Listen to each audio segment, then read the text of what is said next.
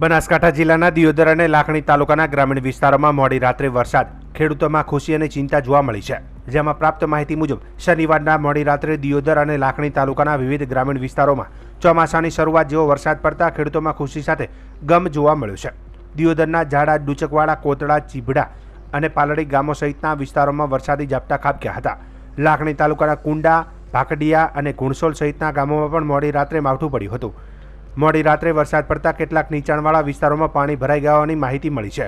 જોકે હજુ સુધી કોઈ મોટી નુકસાની થઈ હોવાની જાણ નથી। વરસાદના આગમનથી ખેડૂતોમાં ખુશીની લાગણી દેખાઈ હતી, તો બીજી તરફ હાલમાં બાજરીના પાકની લણણી ચાલુ હોવાથી કેટલાક ખેડૂતો ચિંતિત થયા છે। વધુ વરસાદ થાય તો લણણી કરેલ પાકને નુકસાન થઈ શકે છે।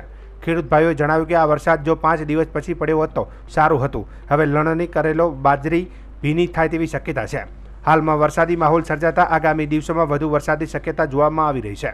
ખેડૂતોને સલાહ આપવામાં આવે છે કે ખેતરમાં તૈયાર પાકને સુરક્ષિત જગ્યાએ સ્થળાંતરિત કરે। રાતનો વરસાદ સાથે પવન સાથે વરસાદ ભારે આવ્યો છે, તો એમની સરકાર મદદ કરી કે બાજરી પલળી ગઈ, પૂળા પલળી ગયા,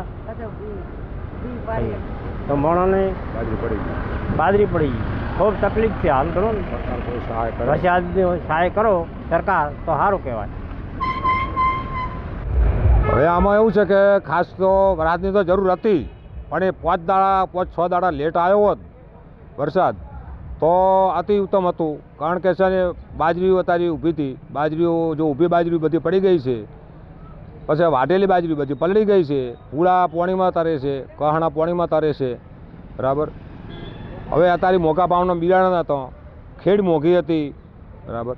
અત્યારે આવી ગરમીમાં મજૂરી નહીં પૂરી પડે એમ, બાળ બચ્ચોને ખવડાવવાના પણ અત્યારે ખોફ જ છે। એટલે સરકારને વિનંતી કરે છે કે આના માટે કોઈક રાહત અમને ફાળવે તો બહુ સારી વાત કહેવાય।